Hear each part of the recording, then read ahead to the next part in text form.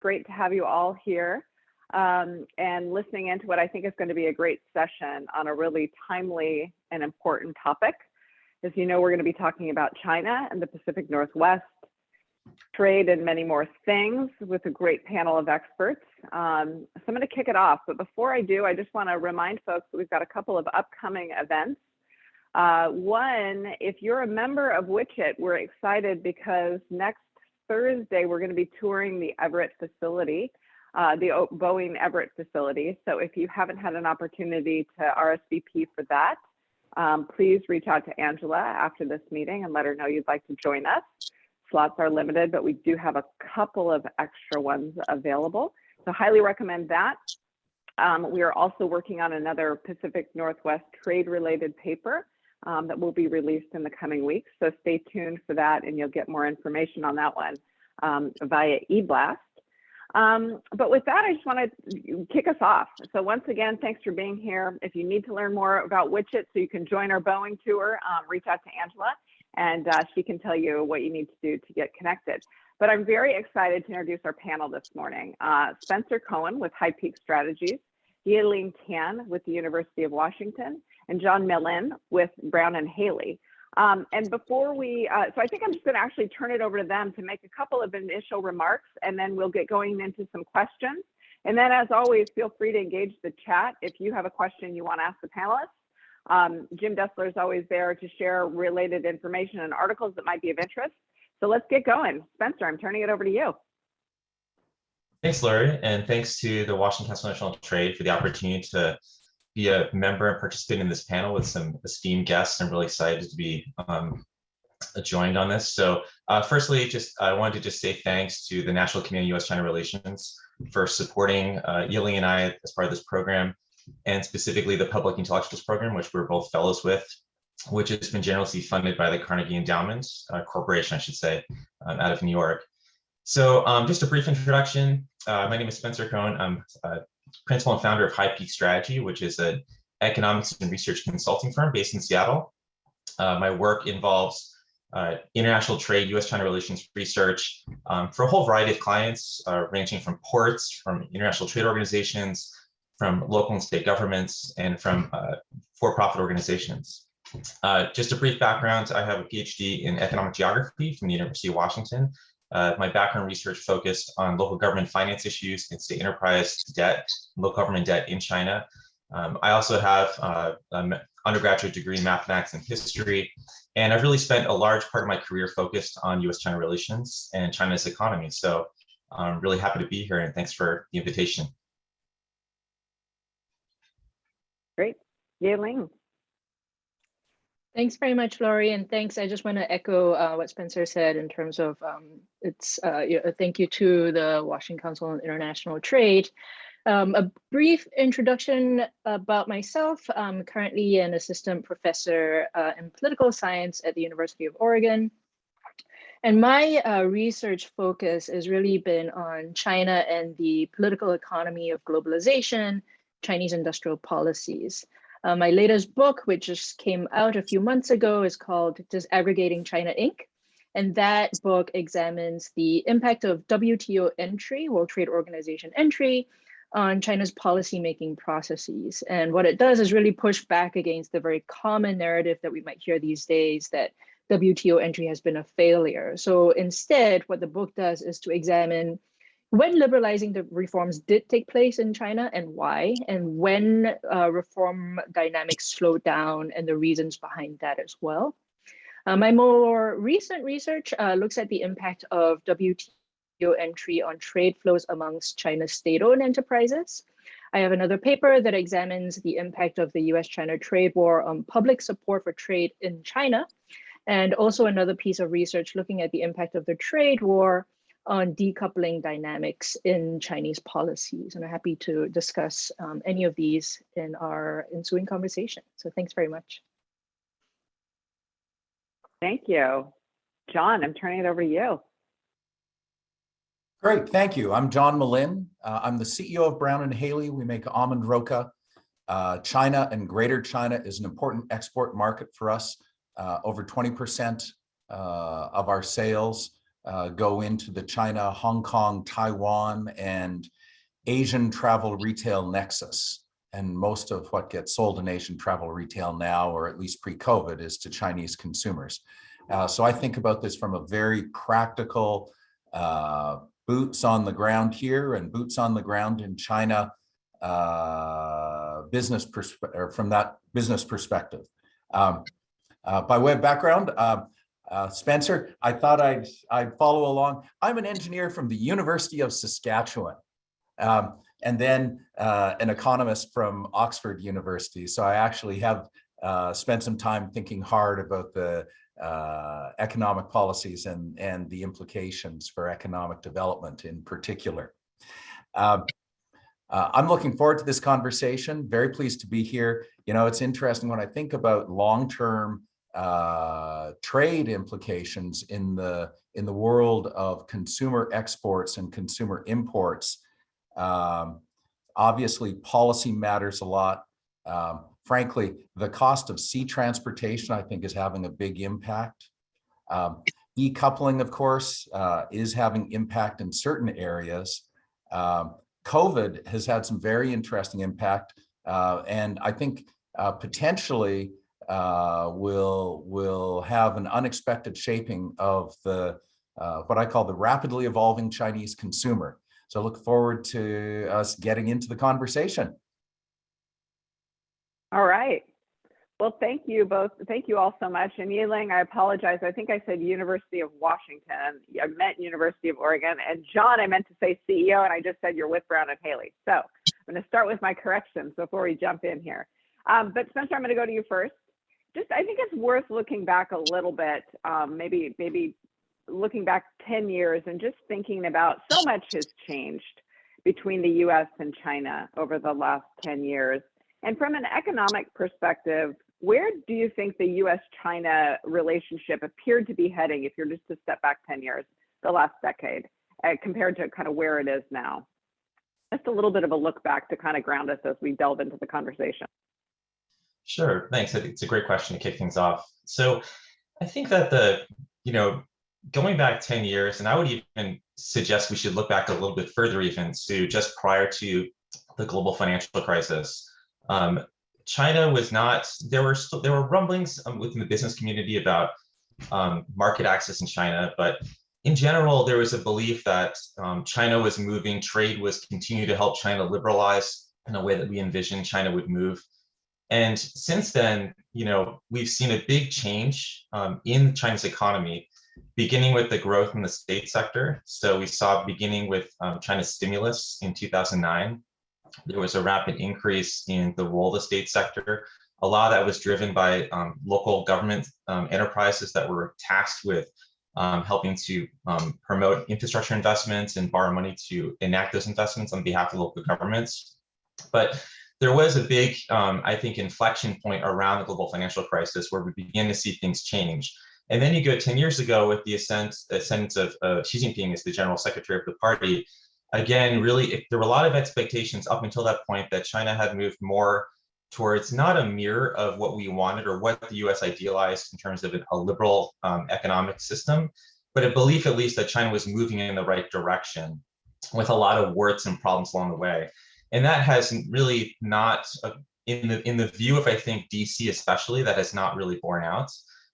Now there is, we hear terms all the time now about decoupling. There's a whole cottage industry of literature on the China threat, of varying degrees of scholarship. And we're just seeing a lot of widespread concern about the direction that China is going, both politically and economically. And so I think that's, we've seen since then that there have been policies on both sides, obviously the trade war, and really, I think cynicism and disillusion on the part of the US, especially on that relationship. You saw that with the trade war. You've seen that with a lot of negative attitudes around the WTO. And I think I would argue that the phase one trade deal was really, viewed as a replacement almost, sort of a giving up in many respects of what the WTO, what people had hoped they would achieve with respect to US-China relationship. So you have seen a lot of the disillusion and cynicism, I think, and the negativity on the US side, especially since then. roughly the latest, I think the April 2022 Pew public opinion poll now has about 80% of the US public views China in a negative way and sees China as a concern from a geopolitical standpoint. So I think those are definitely really big issues that have evolved over time. And then of course, on the Chinese side, we've seen a growing role of industrial policy. We've seen China react to the trade war and to US export controls in a way where it's really helped to, I think, identify and understand in a lot more clarity about the risks and exposures it has with respect to technology, especially. So the export controls that prohibit US companies from selling key technology to companies like ZTE, for instance, really were kind of a shot across the bow for Chinese planners. And that's when you saw these new frameworks come about, such as dual circulation and greater efforts on the part of the Chinese government to try to encourage more economic domestic resiliency. And you're seeing that on both sides as well. And you're seeing discussions around reshoring on the US side. So I think that's really been the big change to me. And there's a lot to discuss in this topic. I want to leave space for my two colleagues, but I think definitely cynicism and disillusion that we're not quite there in the attitudes in the US from an economic standpoint towards China was definitely a big change beginning after the global financial crisis, and especially beginning with the ascendancy of Xi Jinping. Great, thank you. Yeling, how would you kind of answer that question? 10 years back, maybe look a little bit more on the political side for us? Sure. So if we look back 10 years in 2012, so that was the close of the previous leadership period with Hu Jintao and Wen Jiabao. And back then, I think, as Spencer pointed out, some of the tensions that are driving the US-Chinese economic relationship today were already evident. Spencer pointed to the financial crisis. I would go even further back and look at 2006 with the launch of the 11th five-year plan, with its focus on indigenous innovation. And back then, if you track business sentiment, looking at surveys from the American Chamber of Commerce, sentiments really turned towards a greater degree of negativity from 2006, 2007 onwards, even before the financial crisis. And then, of course, with the global financial crisis and the unprecedented fiscal stimulus unleashed by the Chinese government, that just pushed the business environment further towards, a greater period of concern and negativity, because many of those funds that the Chinese government unleashed were harnessed by state-owned enterprises, by local governments. So although it succeeded in pushing China through this collapse in external demand by compensating domestically, it generated fears that the state sector was advancing at the expense of the private sector, possibly at the expense of foreign firms based in China. And many of these fears have carried on to today. That said, there are some things that are very different compared to 10 years ago. 10 years ago, you had failed negotiations of the WTO's Doha round again in 2006. That meant there was no new round of multilateral commitments externally to drive forward domestic reform in China. But the Obama administration had a pivot to Asia strategy, right, that was very focused on the Trans-Pacific Partnership, right, as the economic centerpiece of the US's Asia strategy. Today, that's no longer the case, right? Today, the US is no longer part of the CPTPP. There's an Indo-Pacific economic framework that I would argue really lacks an economic plank. There's no central plank to that. Another change looking at China specifically was, as Spencer pointed out, right, the major leadership transition to Xi Jinping in November of 2012. And back then, there were hopes that Xi would be more oriented towards market reform compared to his predecessors. Fast forward 10 years, we're instead looking at the possibility of Xi Jinping breaking with past norms to take on a third five-year term as president and general secretary of the Chinese Communist Party. And the concerns over state control have now expanded to concerns over party control over many aspects of the economy and over the private sector as well. Layered on top of that is a new securitization. So I think there are some things that, some sets of concerns that we can track back 10 years ago. It was already there, but many new developments that was not there a decade ago. Thank you. All right, John, talk to us from a business perspective. what were you sort of thinking about facing with Brown and Haley 10 years ago? And then later on in the conversation, love to hear about current challenges, or you can answer both now. however you wish. Well, if I think 10, 12 years ago, I would say it was almost a little bit of the Wild West. There was a lot of optimism on the American side and a lot of optimism with our Chinese partners. And the biggest challenge was really, I'd call it a lack of competence. If we think back to that time, the consumer marketplace was evolving rapidly. China was bringing about 300 million people from almost a peasant or a non-branded wet market economy into branded economy every 5 years. The rising tide raises all boats. There were a lot of retailers and a lot of manufacturers that were, I think, really able to survive because they were early, because growth was just going at such a pace. And we also had an environment of very low cost transportation.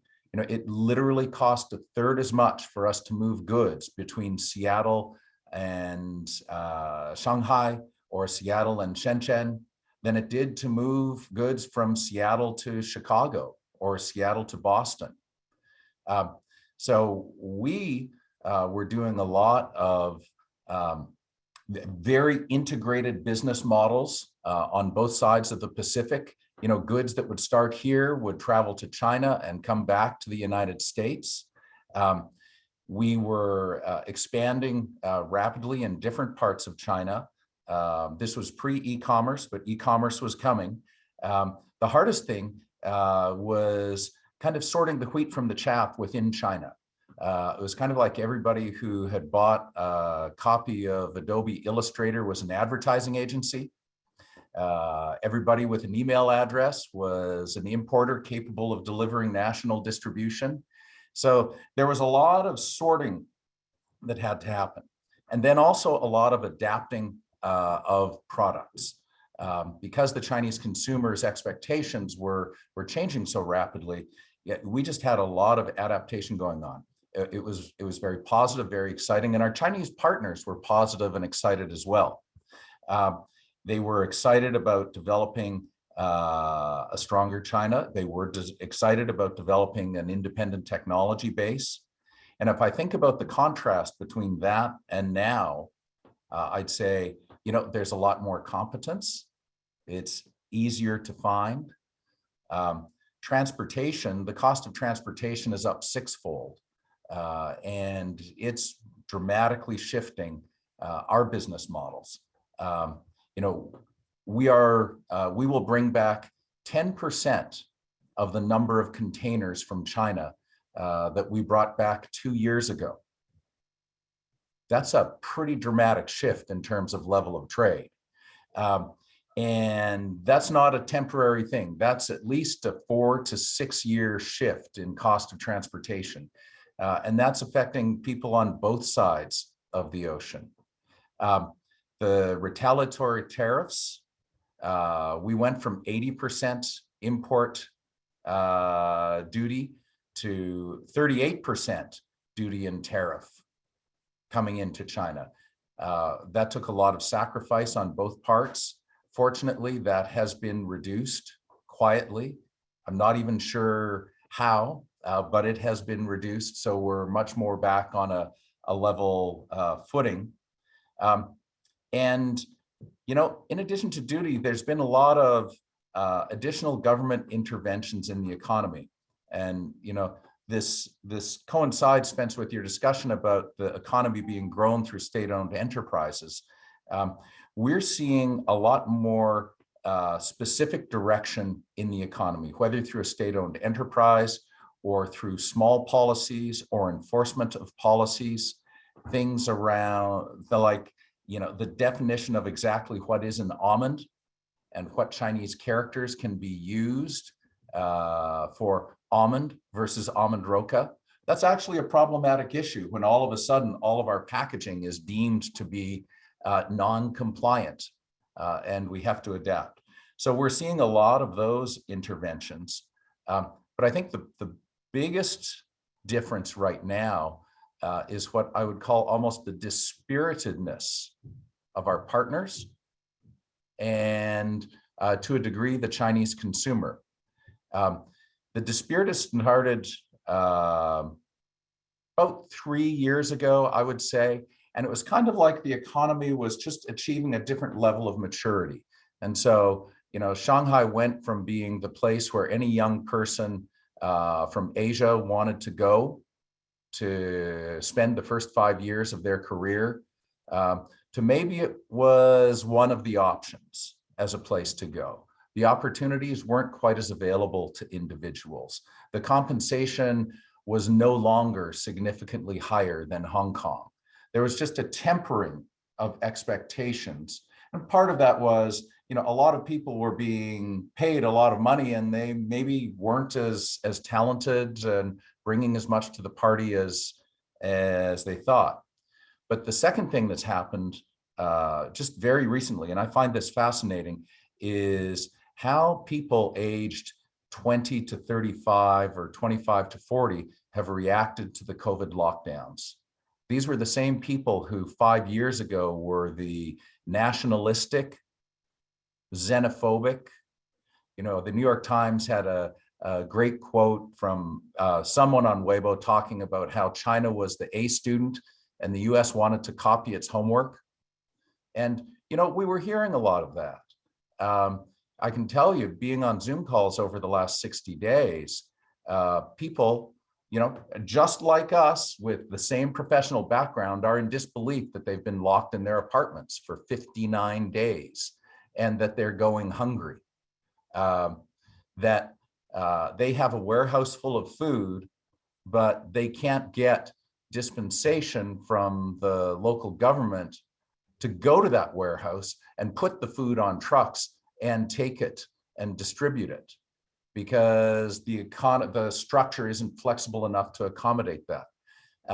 And so this notion that there could be a lost generation, that these people who 5 years ago were very, ultra pro-Chinese, pro-CCP model have gone through this unfortunate reckoning with the inability of the system to adapt, and that could change their behaviors over the next 5 to 20 years, I think is fascinating, and I'm looking forward to seeing how it plays out. If I All could, right, thank you all. Yeah, please go ahead, Spencer. just to add to what my two guys have already, just add to what's already been said, but I also think just to echo some of the points that have been brought up, that China, even 15 years ago, I think, or China's economy was running on a different set of not principles, but there were different dynamics at play that have become, are now up against significant headwinds. Those specifically are population. China's experiencing, a deceleration in growth over time. So that's one key issue. And this is important because, like, the Chinese economy, the kinds of domestic headwinds they're facing are going to be shaping their trade policy as well, and how that impacts US-China relations. So I certainly think too, the declining, the fears or concerns that are very real about having exhausted what had seemed for a long time to be a seemingly infinite supply of rural labor, underemployed rural labor, has really helped to push up wages over the past 10 years. And that actually happened roughly about 10 years ago at that inflection point of about 2012. And then we've also seen that debt has become a lot bigger part of the Chinese economy. So debt went from about 140%, non-financial sector debt, went from about 140% of GDP, or equal to 140% of GDP, in 2009 to about 270% as of 2021. And it's growing. It's become problematic because China, for every new dollar or new renminbi of investment through debt-fueled investment, it's generating less and less GDP. And then lastly, productivity is part of that too. We've seen that there have been significant drops in productivity in the Chinese economy. So, the Chinese government is facing a lot of these really difficult headwinds that are going to be shaping the next 10 to 15 or 20 years in terms of planning, in terms of economic development policy. And I think that's also really important to highlight with respect to what's already been mentioned, but also thinking about how China is going to be addressing issues around trade policy and addressing issues around economic resiliency and facing all these domestic headwinds as well. And if I could Great. add just one set of statistics to that, kind of layering upon what John discussed in terms of these generational concerns. If we look at unemployment figures, and these are really hard to measure in China because of the household registration system, but at least official unemployment is quite high, right? Around 5-6% at the moment, which are worrying levels. But if you look at the unemployment amongst the 16 to 24-year-old subpopulation, it's even higher than that. I don't have the exact figures off the top of my head, but it might be something closer to 12%. So the concerns of these younger people entering the workforce, the college graduates, in terms of their economic prospects for the future, I think is something to take into account as well. Great. Love the discussion and really, really informative. I wanted to talk a little bit about, we've heard a lot of comments about sort of I guess the area I'd like to talk a little bit about, and sort of my macro question is this: can China afford to sustain and participate in the current trade war, or are their domestic concerns going to be too much that there will require some pivots? We certainly know from a Washington state perspective, the damage that has been done to agriculture and to businesses here. And so I'm just curious, even with the phase 1 deal, we know that things weren't back to where they were prior. And so, especially since many of those commitments on phase 1 have yet to be fulfilled. So I'm just curious, we know the economic damage that has been done locally and to the US at large, but what is the pain that China is feeling, and can they sustain it for longer than we can, or do they have bigger challenges in sustaining this type of trade war than we do? I don't know who wants to take at that one first.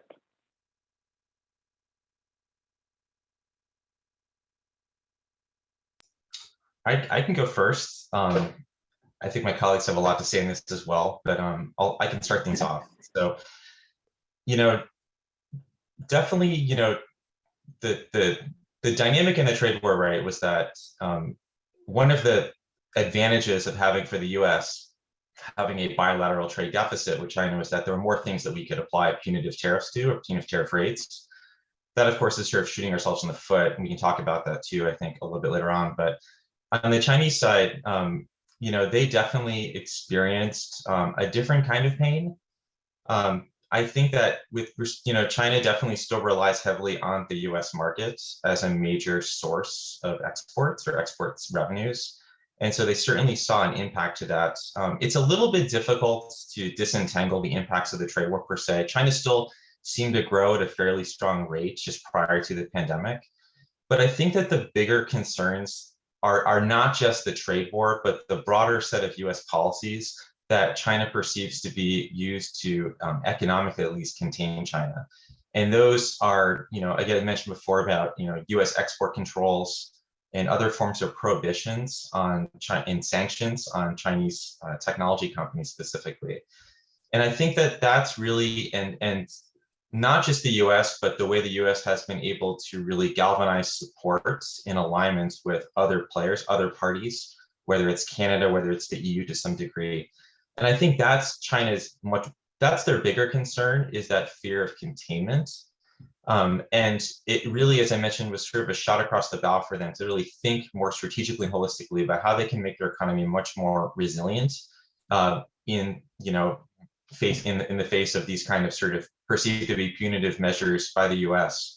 The most notable example of that, I believe, was the dual circulation framework that was issued and came out in 2020. And that essentially talked a lot about both investing more in making Chinese companies more competitive globally, and that's sort of the external outer circulation. But then also the inner circulation, the domestic circulation, is finding ways to make their existing supply chains much more robust and resilient so that they don't face the kinds of potential, arguably catastrophic threats or risks that could come about through over-reliance upon US key technology. Because the thing about China's growth model for a long time has it's been focused on final assemblage in many key technologies. So the final assembly of many goods, of many types of technologies and goods. And oftentimes, at least in many industries, oftentimes the intermediate components are actually the much more higher value added products and the much more technologically advanced products. And so finding ways to shore up those supply chains and find ways to invest, it doesn't mean they've been successful, that to be clear. China spent, I forget the number, but between maybe 20 and $30 billion in trying to invest in advanced semiconductors, and has had very, modest, if that even, success in that space. But China really needs to figure out ways to make they are very much focused on ways to make their domestic economy more robust and resilient to those kinds of threats. John, are you? Sure. Yeling, Yeah. go ahead, please. Yeah. Yeah, I completely agree with Spencer's really great outline. I think that in terms of the direct economic impact of the trade war on the Chinese economy, right, a lot of that is manageable, right? I mean, firms found ways to skirt the tariffs. You route your products through third countries and so on. The deeper, more durable impact on China has been on their policies towards the US and their perceptions of US policy towards China, right? It shifted from one of, a cooperation and there being space for broad gains on both sides to this, very common perspective in China that the US strategy is now one of containment, right? To contain China's rise. And that has is a consistent perspective that has lasted into the Biden administration.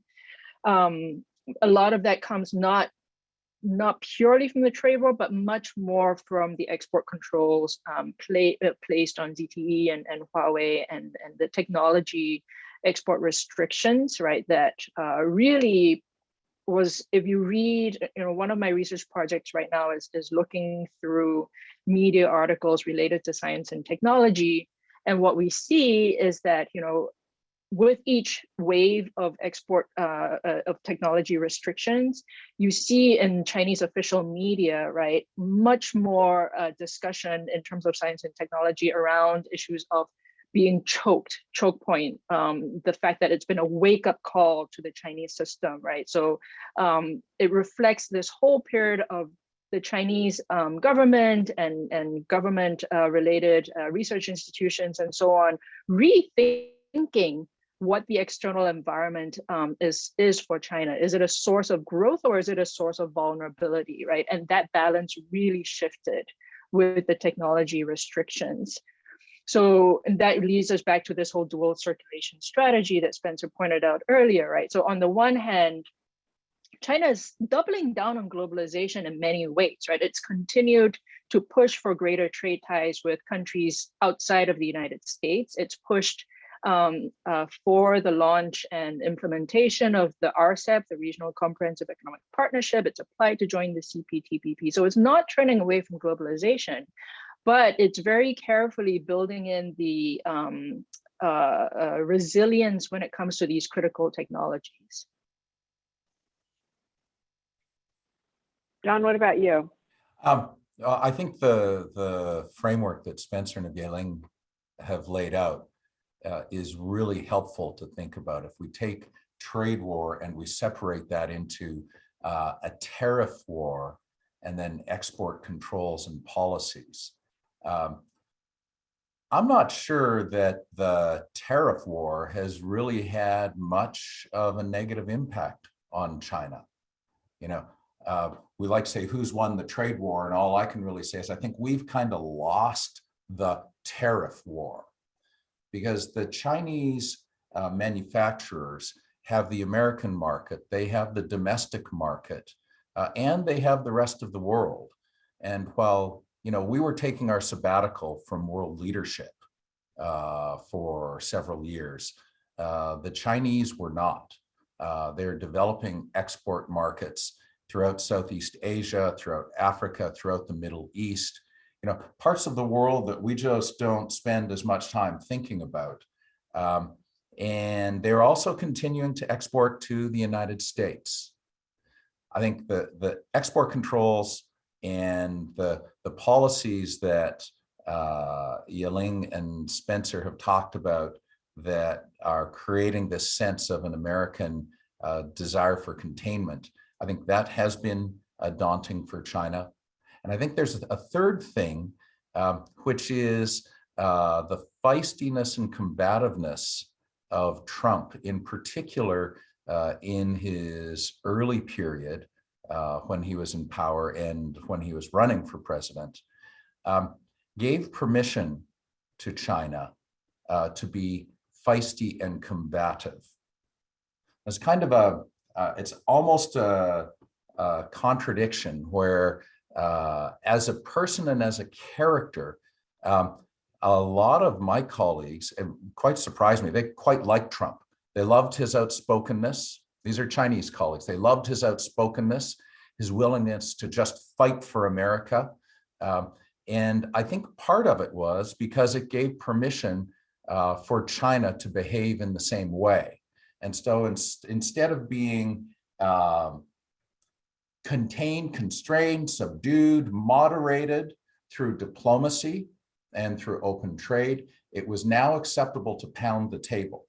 And 5 years ago, people were looking for reasons to be able to pound the table and express themselves. And I think these things matter in the long run. And that combativeness and pounding of the table, I do think has softened through the COVID era. But I do think that that was a really important outcome of the initial time of the trade war. And if I could add Well, to what John said really quickly, one thing I found in my own research is my co-author and I ran a number of surveys surveying the Chinese public over the course of the trade war. So we ran 3 different surveys from 2019 to 2021. So crossing both, again, Trump and Biden administrations. And what we find is that the tariffs, what they have done, right, although the economic impact can be mitigated, but in terms of Chinese public sentiments towards trade, they've really raised levels of protectionism.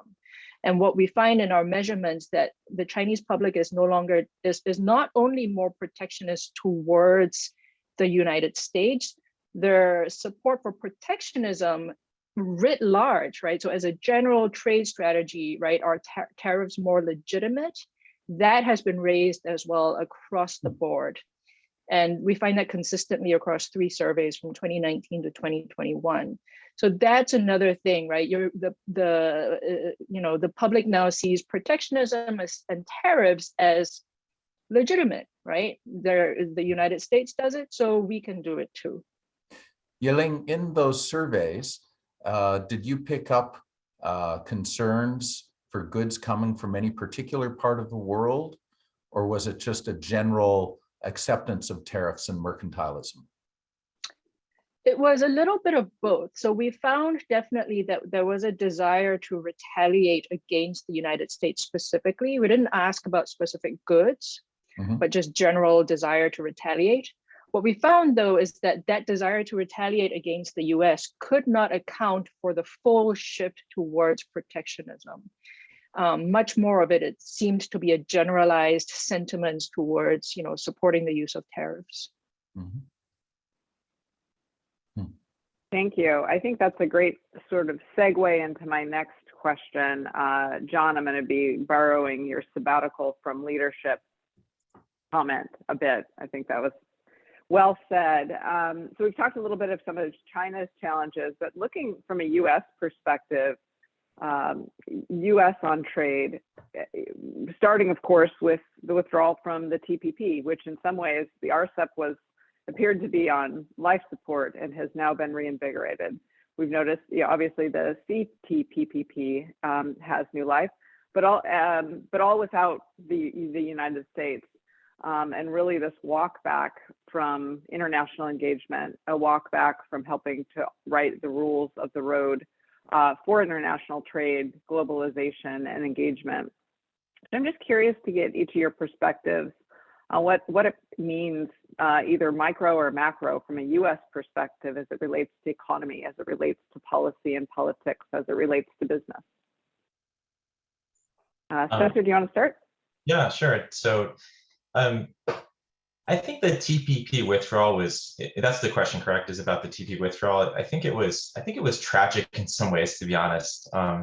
No trade deal is perfect. The TPP, I'm sure one could point to many different flaws, but it just, after almost 10 years of negotiations and US leadership, and really was supposed to be a real anchor component of the Asian pivot, the Pacific pivot. We, due to mercurial sort of U.S. policy wins, decided to withdraw from it at the beginning of the Trump administration. Although even during the campaigns, both candidates in 2016 talked about how the TPP was problematic and wanted to pull out, including one of the chief negotiators that helped to create the TPP. I think that the challenge with China in our relationship is a matter of, there are many issues, but I think from a trade perspective, I think it's leverage. I think that we don't have enough areas where we have leverage over China to try to influence changes in China's domestic policy as impacts issues of market access and other issues that are really important to the U.S.-China relationship. And the TPP was one instance where we could have had some degree of leverage, not directly, but by having this pact that included, 40% of the global economy, 12 countries. It would have been a standard that China could have aspired to become part of, assuming that, or under the conditions that it met the requirements of the TPP, and had proven over time, over a very long period of time, that it was able to contain and sustain those changes and those policy reforms. And it was really unfortunate, I think, because again, we don't have, if you look back at the Plaza Accords in the 1980s, we're able to, induce Japan to modify its currency policy. Other instances throughout the latter half of the 20th century, there are instances where the US, we were able to create the right conditions or able to encourage reform among trading partners because we had some degree of leverage. And in the case of China, we don't have a lot of leverage. I see it as really an unforced error on the part of the US. I think that, that's why now, that the Biden administration has talked a lot about how they're not going to pull back from the phase one trade deal. They're going to use it and hold China accountable to it.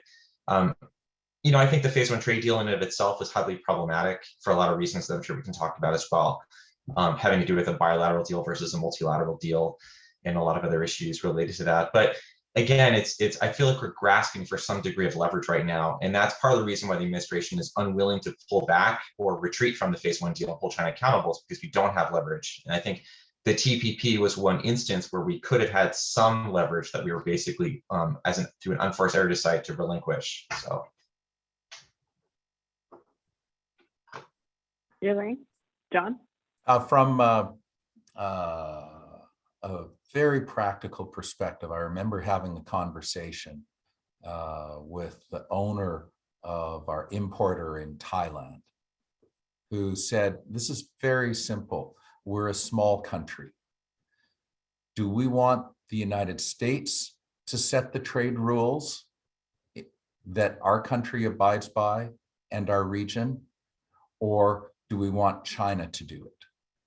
Obviously, we want the United States. And it's very unfortunate. I think, to my mind, the biggest loss, and in full recognition that both candidates for the president were campaigning on leaving the TPP, but the biggest loss was we lost the opportunity to set the rules for that part of the world, to help set the rules. And it was our moral leadership that really led the countries that were signatories or potential signatories to want to participate. And what they were left with was they were left without us, and they ended up with the Chinese program. To this day, it's like, why did the US not join the TPP? We would have felt more secure, and it would have helped, as you say, Spencer, to give just a little bit of leverage, because those marketplaces for Chinese goods would have had that greater alignment to the principles of trade that we want to follow. I would add to that by saying that we can't talk about the TPP without also talking about the IPEF, right? The Indo-Pacific Economic Framework that the Biden administration recently launched. So, to me, it's a highly problematic framework because it claims to be an economic framework, but it lacks economic substance, right? It holds no options for market access or tariff reductions. It has these very narrow issue-specific modules on things like decarbonization, on digital trade, and so on. It does not add up to a coherent strategy. On top of that, when you read the IPEF document, it's a really short document, about 25 pages. It mentions the word security about 17 times. So, the risk is that it becomes interpreted not as an economic strategy, but as an extension of the United States security strategy towards the Asian region, right? And it reflects the securitization of the US's overall economic approach towards China, to the region. And so this sort of strategy that's lacking in economic substance really stands in stark contrast to China's deep economic engagement in the region, right? The nested supply chains, the free trade agreements, and RCEP. So the imbalance there, I think, is really stark. And just to echo and add to what's been discussed, I think that what was, I think, probably lost in the TPP discussions was we need a new narrative about trade. Because I think domestically, there's been a lot of working assumptions around trade in the US and the benefits of trade that have been, I'm fully in favor of trade, to be clear, but I think that there's been a lot of misleading sort of assumptions about trade and the benefits of trade. We saw that since China's extension to the WTO in 2001, the US has lost 6 million manufacturing jobs. Not all of that, or even the majority of that, is due to China. We know that there's lots of other factors that come into play. Automation has been a big part of that, but so has just, other, all kinds of reforming of supply chains, other trade partners. But, one widely cited report that's gotten a lot of attention estimates roughly about 1 million manufacturing jobs can be attributed. Those losses can be attributed to China's extension.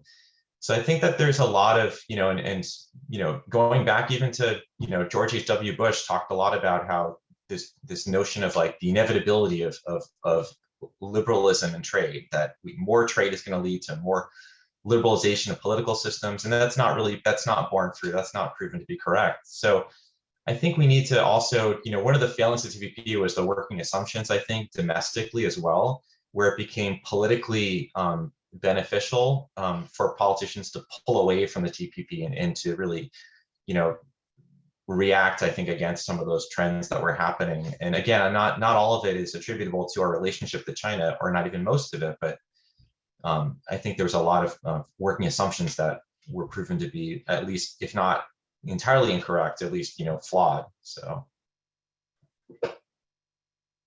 Thank you. I'd love to just spend a couple minutes on the World Trade Organization, and I know, Yeling, you've spent a lot of time on that, and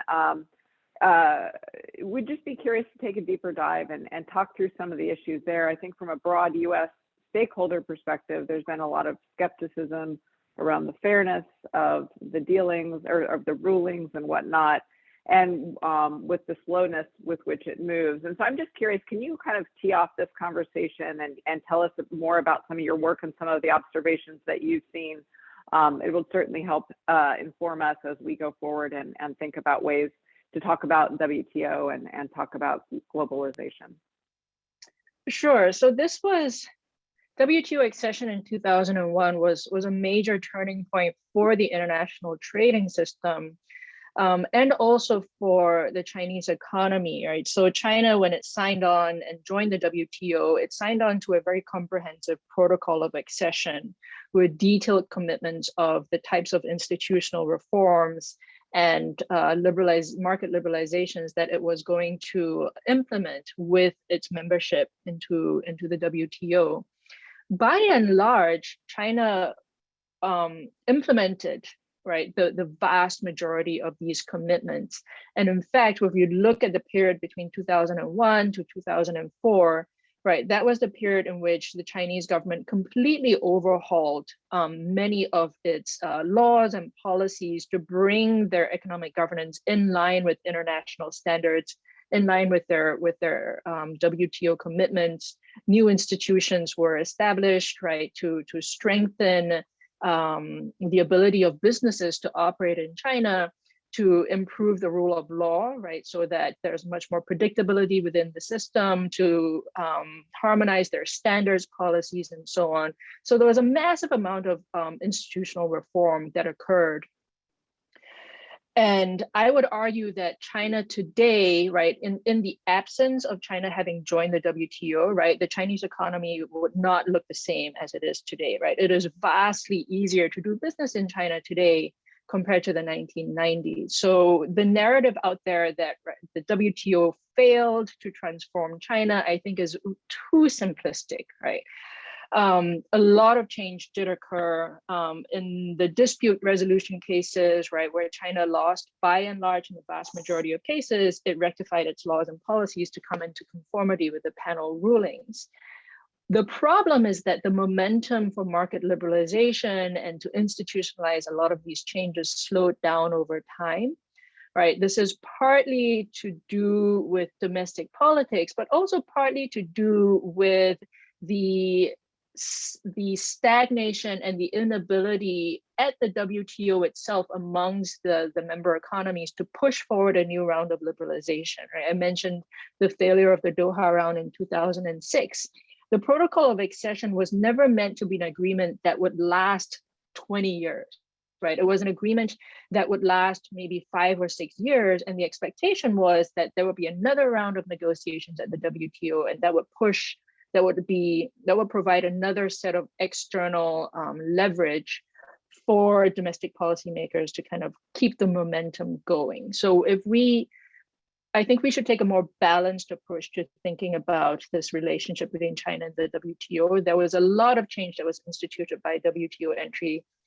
And some of the difficulties that have emerged are not purely from, right, this narrative of China, failing to play by the rules or not playing by the rules. China plays by the rules, and it's become a very nifty and sophisticated negotiator and player of the WTO rules at the multilateral level. It's very much a status quo player, right? And most of the trade negotiators, officials at the Ministry of Commerce in China, right, are supporters of the WTO system, which makes sense because China became so economically successful as a result of being part of the WTO. So it's not about to destroy the very institution that has helped its economy so much in the past 20 years. Many of the difficulties with the WTO exist in a systemic matter. They are exacerbated by the fact that China is a very large trading player, but it's not caused by China specifically.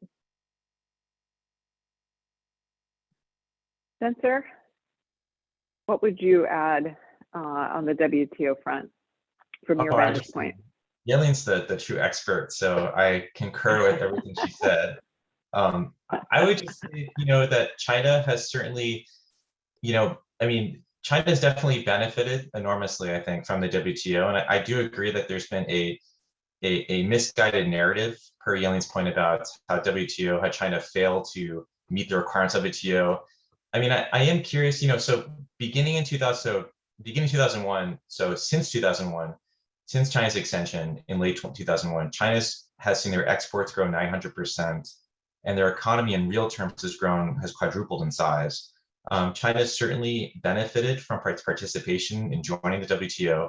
And again, I think there's been a lot of, misperceptions or misnarrative around the degree to which China has met or not met the requirements. So I totally agree with Yeling about that. I am more of a question, I think, for me personally, would just be, my curiosity is, with the phase 1 trade deal in place, how much has the US essentially given up on, given up's a harsh term, but maybe, pulled back its where it sees as the use and advantage of the WTO as a forum for resolving disputes with China is the bilateral approach, the approach is the phase one trade deal essentially, is that the new forum that the US, that's the new template that the US is going to start to use in negotiating with China? Are we potentially pulling away, from our involvement or seeing WTO as a means of resolving those disputes? That's an open question. I'd love to hear what Yeling and John think about that, but that's kind of a pressing question in my mind, at least, is is this the new template for resolving disputes? Is this bilateral approach? John, you want to take that one first?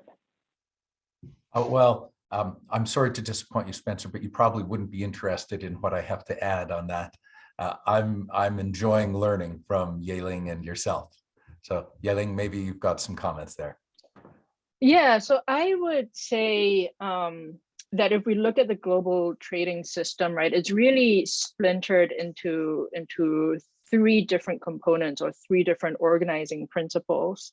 So the original organizing principle of multilateral rules, right, a level playing field. I mean, a lot of that is still there. It's just not as relevant as before, but that's not to say that the WTO is defunct, right? It's still pushing forward on a number of initiatives on trade facilitation, right? It's trying to push forward a new set of rules on fishery subsidies and so on. The problem is that a lot more action is occurring around two other sets of organizing principles. One would be what I call a sovereignty first set of principles, or what I think, Spencer, you're alluding to, which is this bilateral mode of resolving trade disputes, right? Where the organizing principle there is that the economic relationship is a zero-sum game, right? So the tariffs are part of the sovereignty first world, but it's not the only thing, right? Some of the new legislation being considered in Congress right now resembles the sovereignty first logic as well, the America Competes Act and so on. The third set of organizing principles would be what I think of as competing coalitions, right? So not acting unilaterally, but drawing in, friendly countries, building coalitions. And so what we might end up with in under this third set of principles is competing regions, right? Within a region, you have trade moving more or less smoothly, but between regions, between competing coalitions, a lot more frictions arise. And you see that logic arising in some of the terms being used by Biden administration officials, like friendshoring, right? That implies not a decoupling from the rest of the world, but to reorganize supply chains such that they're more resilient in that they are nested amongst quote unquote friends, right? So who is a friend? I don't know. I haven't read a coherent answer to this categorization of who is a friend and who is not a friend. So it's a little bit ambiguous to me. But what I see right now is this splintering, right? There are three competing sets of principles about how to order trade. The multilateral rules, they're still there, right? They're still working, there's still action there. And then the sovereignty first world of zero sum, right? Me first, the rest of the world second. And then this third set of organizing principles of coalitions, competing coalitions. Thanks. That's really great context. I'd love to I know we're out of time, but I would love to do just one final kind of go around and just kind of ask, if you were advising a Washington state business that is doing business in China or looking to do business in China, what is the one critical thing that you would want that business or entity to be aware of? I mean, what's the most critical thing that they need to know before entering that market?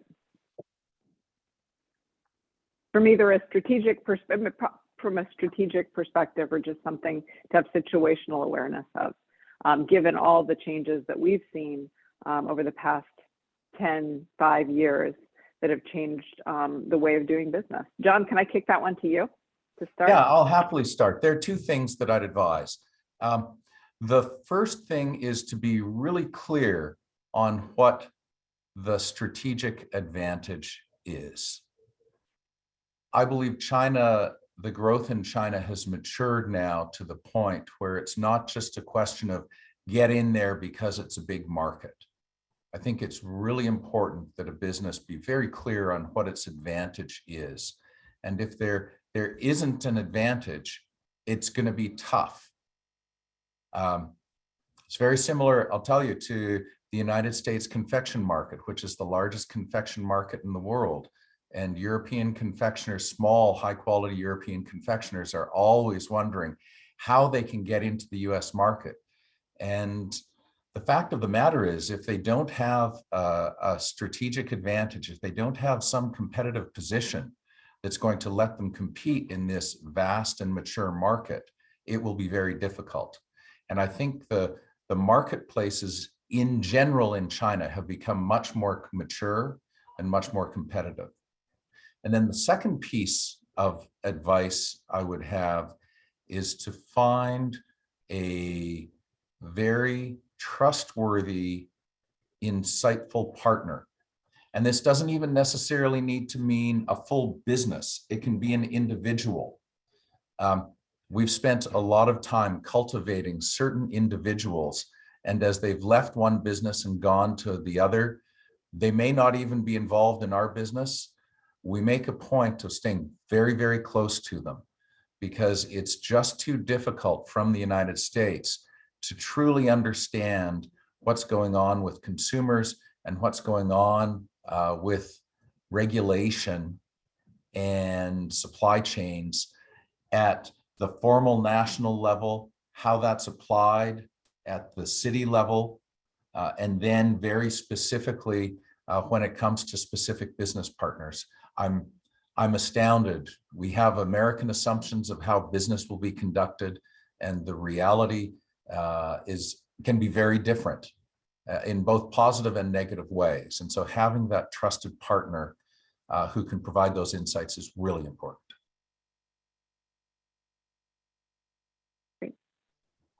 I can, oh, go ahead. I would, so John's the real business expert on the panel, so I defer to him on this, but I would just add that it just depends, again, per John's point about the strategy and what is the advantage, or what are the objectives within the China market. So, you know, China's getting more expensive from a labor standpoint. When back in 2001, China's labor was 26 times cheaper than US labor, it's now only 4 times cheaper. There are lots of other geopolitical concerns. As much as we don't like to, we try to separate the two, geopolitics and the growing fissures in the US-China relationship are beginning to really intersect with day-to-day business operations and business. You know, we look at specifically, you know, with Xinjiang, like, you know, and the recent laws in the US that require US companies to divest of businesses or suppliers that might be connected to forced labor in Xinjiang, for instance.